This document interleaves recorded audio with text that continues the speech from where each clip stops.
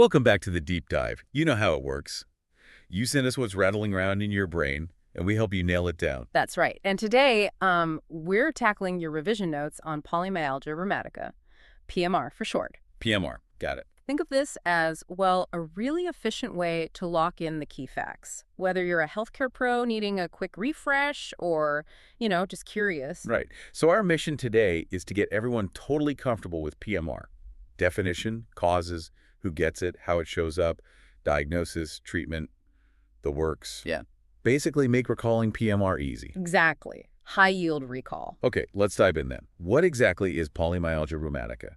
Give us the nutshell version. Okay, so PMR, basically it's an inflammatory condition. It causes muscle pain and stiffness. Pain and stiffness. Where specifically? Mostly the shoulders and hips. Those are the key areas. The shoulders and hips. And here's a really important link. It often hangs out with temporal arteritis. That's inflammation of blood vessels in the head.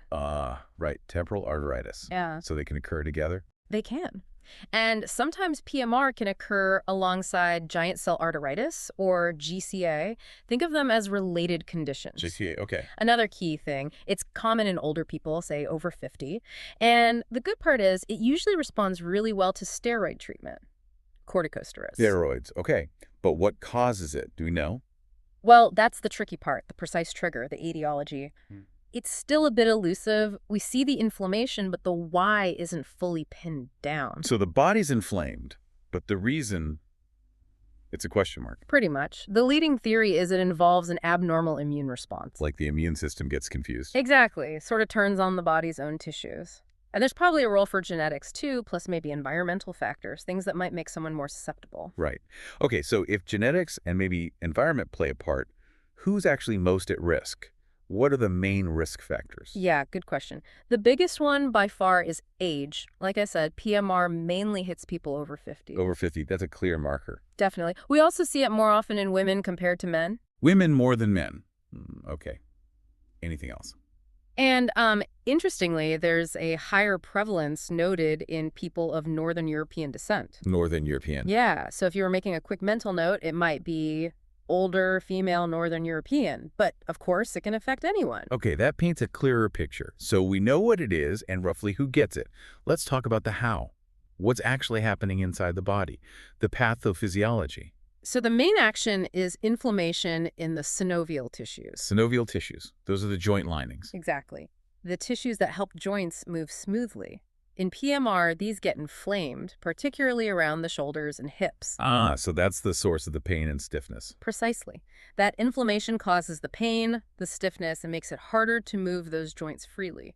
Is it just inflammation or other things involved? Well, on a deeper level, you've got various immune system players involved, things called cytokines, they're like messenger molecules, and different immune cells, plus even some changes in the small blood vessels in those areas.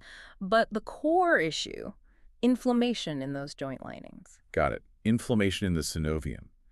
Now, if someone comes in with shoulder and hip pain and stiffness, it sounds like it could be a few things, not just PMR. Oh, absolutely. That's crucial. The differential diagnosis is pretty wide. We need to think about what else could be causing these symptoms. How you usually break that down? It helps to group them. You can think about other inflammatory disorders and then non-inflammatory ones. Okay, let's start with inflammatory. What else is on that list? Right. Well, a big one is rheumatoid arthritis, RA. How's that different? RA often hits smaller joints like hands and feet more symmetrically. Plus, the blood test can show different markers like rheumatoid factor or anti-CCP antibodies, which are usually negative in PMR. Okay, RA. Then you've got things like ankylosing spondylitis that mainly affects the spine, psoriatic arthritis, often seen with skin psoriasis, Right. lupus, systemic lupus erythematosus that can affect, well, almost any organ, scleroderma, which involves skin hardening, Sjogren's syndrome, known for dryness, like dry eyes, dry mouth. Keep going. Various types of vasculitis, that's blood vessel inflammation again, like GCA, but sometimes other types. And also dermatomyositis and polymyositis. And those affect muscles too. Yes, but they typically cause true muscle weakness. That's a key difference. Remember, PMR is primarily pain and stiffness, not significant weakness. Stiffness, not weakness. Got it. That's a really useful distinction. Okay, what about the non-inflammatory conditions that could mimic PMR? Right, that list is long, too. You've got your classic osteoarthritis, more wear and tear joint issues, Makes sense. spinal spondylosis, age-related changes in the spine, rotator cuff problems or frozen shoulder joint. Those Okay. are specific to the shoulder joint, not usually bilateral hip and shoulder like PMR. Okay, more localized things. Exactly. Then, drug-induced myalgia muscle pain from meds. Statins are a common one to think about. Ah, statins, right. Infections need considering, too. Viral illnesses, sometimes bone infections like osteomyelitis, or even heart valve infections, endocarditis or TB. They can cause generalized aches. Wow, okay. Infections. Malignancy is another important one to rule out. Certain cancers like lymphoma, leukemia, myeloma, or cancers that spread to bone like lung or prostate can present with pain. Gosh, yeah. Serious stuff. Other possibilities. Yeah. Amyloidosis, Parkinsonism, though, that's more about movement disorder. Chronic pain syndromes like fibromyalgia. Even depression can sometimes manifest physically. Fibromyalgia, depression. And finally, endocrine problems or metabolic bone disease. Things like thyroid issues, overactive or underactive thyroid. Parathyroid problems. Yeah. Osteomalacia, which is soft bones, or even pseudogout. That is quite a list. Really highlights why you need to investigate properly. Absolutely. You can't just assume it's PMR based on shoulder and hip pain alone. Okay, so we know it's important to diagnose carefully. How common is PMR? You mentioned it's common in older adults. Yeah, it's relatively common, especially here in the UK. The numbers suggest around 52 new cases each year for every 100,000 people aged 50 and over. 52 per 100,000 over 50. Right. And it gets more common as people get older, really peaking around the late 60s, early 70s. The average age it starts is about 73. So really an older person's condition. Predominantly, yes. If you look at the lifetime risk, it's estimated at roughly 2.4% for women and 1.7% for men. Still higher in women, though. Yes, that holds true. And again, more common in those with North European roots, but it can definitely affect people of any ethnicity. Key takeaway. Yeah. It becomes much more likely with increasing age. Okay, so clinicians really need this on their radar for older patients with aches and pains. Let's get into the specifics of how it presents. What are the classic clinical features? The absolute classic is that bilateral pain and stiffness, both shoulders, both hips. Bilateral. Both sides. Yes, and it's often this deep aching feeling. Crucially, it's typically much worse in the morning or after you've been resting or inactive for a bit. That morning stiffness again? How long does it last? Usually quite a while, often more than 45 minutes. That prolonged morning stiffness is a big clue. Over 45 minutes. Okay. Patients might also feel generally unwell. Things like significant fatigue, maybe a low-grade fever, losing weight without trying, just feeling blah, malaise. Systemic symptoms too. But Exactly. And often these symptoms come on quite quickly, maybe over a few weeks rather than creeping up slowly over years. rapid onset. Right. So the typical picture is someone over 60, maybe 70s, rapid onset of this bilateral shoulder and hip girdle aching, and significant morning stiffness. And remember, aching and stiffness, not usually true muscle weakness. Stiffness, not weakness. Yeah. Hammering that home. Are there other things you might hear from patients? Sometimes, yeah. They might mention some milder pain in other joints, too. Low energy is common, sometimes even symptoms of depression, loss of appetite, maybe night sweats occasionally. Okay. So if you're seeing a patient over 50, what really makes you suspect PMR? What are the criteria? The key things raising suspicion are that severe, persistent pain in the neck, shoulders, and pelvic girdle area, the morning stiffness lasting over 45 minutes, and then evidence from blood tests of an acute phase response, meaning raised inflammatory markers like ESR or CRP. Oh, okay. So pain pattern, stiffness duration, raised markers, older patient. That's a good summary. And that bilateral shoulder pain and stiffness on waking is really a hallmark feature. Gotcha. And you mentioned needing to rule out other serious things? Absolutely critical. You have to exclude active infection, cancer, and especially giant cell arteritis, GCA. Always think GCA. Because of that link you mentioned earlier. Yes. So you need to specifically ask about and look for GCA symptoms, new headaches, scalp tenderness, jaw pain when chewing, any visual changes. Those are red flags for GCA. And does GCA need treating differently? Urgently. Ah. If you suspect GCA, that needs high-dose steroids immediately. The PMR diagnosis itself can sometimes wait a little bit while you focus on ruling out or treating GCA if it's suspected. Right. Urgent GCA assessment. And you also need to actively check for signs of those other differentials we listed, like examining for swollen lymph nodes or checking the thyroid gland. Rule out the bad stuff first. Okay.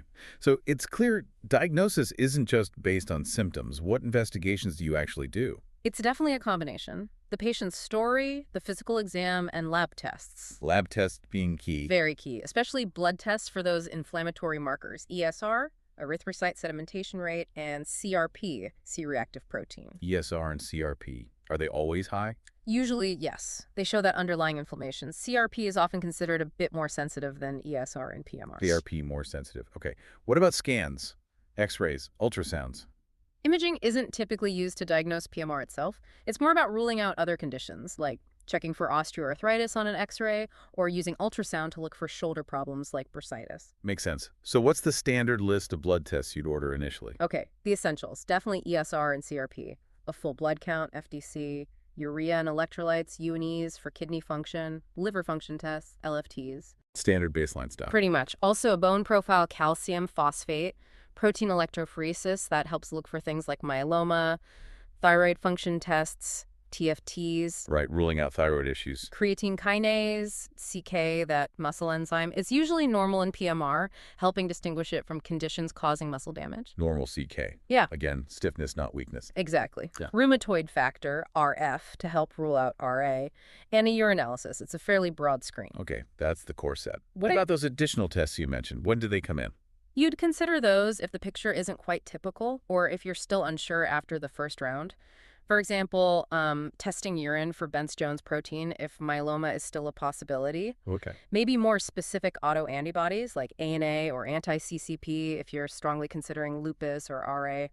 A chest x-ray, CXR maybe if there's concern about lung issues or cancer. In ultrasound. Yeah, ultrasound of the shoulders or hips can sometimes be useful. It might show things like subdeltoid bursitis or inflammation around the biceps tendon or synovitis in the joint. Signs consistent with PMR, but again, mainly used if diagnosis is tricky or to exclude other local problems. Right, so a very thorough workup is needed. Okay, you've diagnosed it. How do we manage PMR? What's the treatment? The cornerstone of treatment is low-dose corticosteroids. Prednisolone is the usual one. Prednisolone, low dose. Relatively low, yes, compared to what you might use for GCA, for instance. And they are usually remarkably effective at controlling the pain and stiffness, often quite quickly.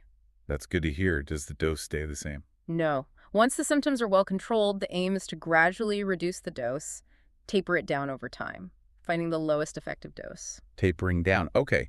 What about things like ibuprofen, NSAIDs? They can sometimes provide a bit of symptom relief, but they don't tackle the underlying inflammation like steroids do.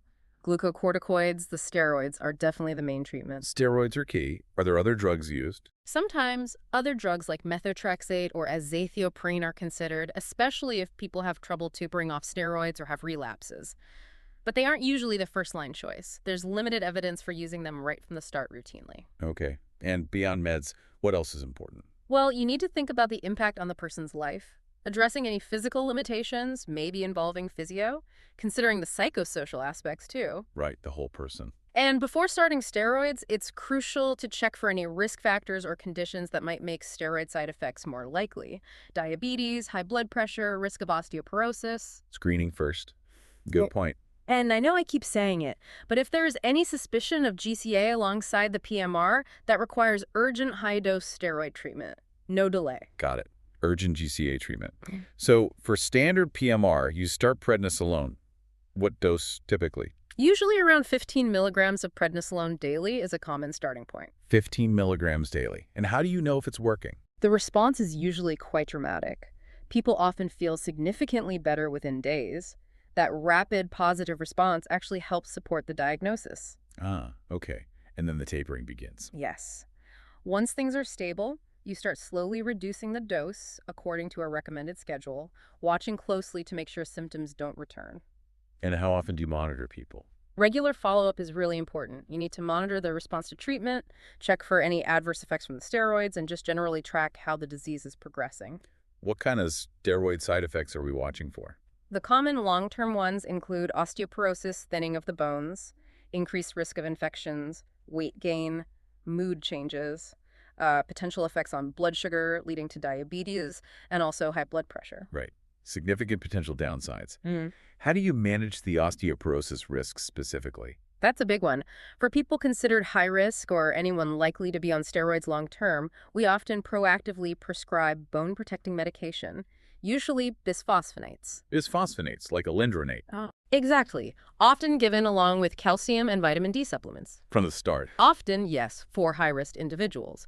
Or we might do a baseline bone density scan, a DXA scan.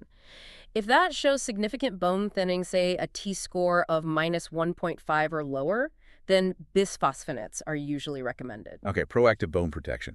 When would someone with PMR needs referring to a specialist, like a rheumatologist? Good question.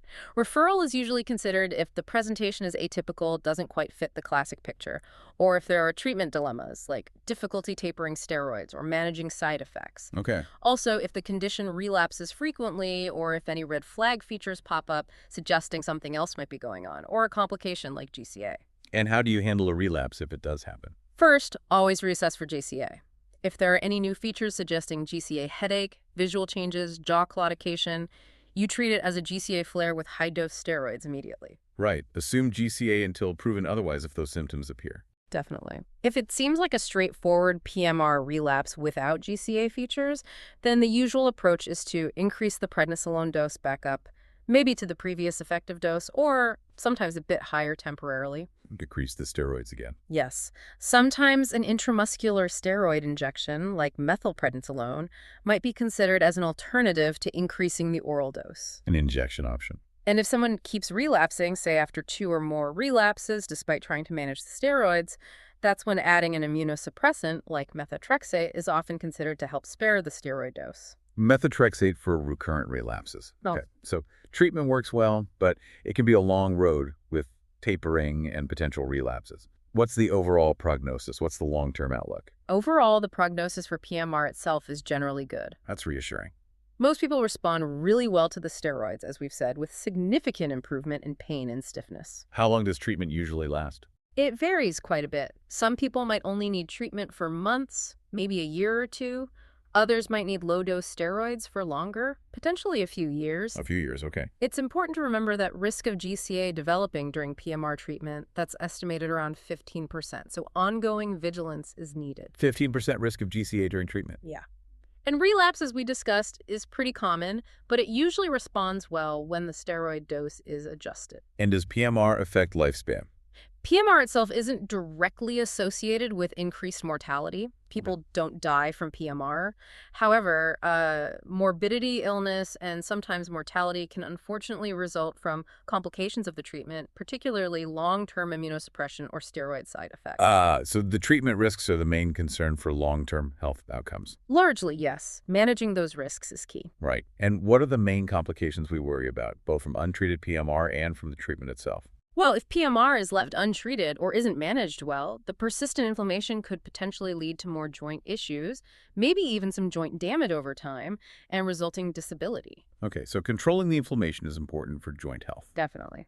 And then the complications from long-term steroid use are the ones we've touched on. Osteoporosis, weight gain, diabetes, high blood pressure, increased infection risk. The usual suspects with long-term steroids. Exactly, which is why regular monitoring and trying to use the lowest effective dose for the shortest necessary time is so crucial.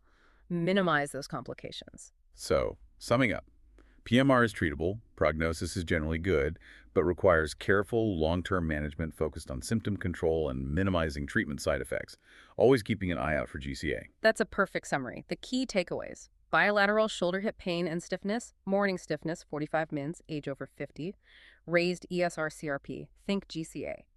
Treat with low-dose steroids, taper carefully, monitor for side effects, especially osteoporosis. Excellent. This has been a really clear and helpful deep dive into polymyalgia rheumatica.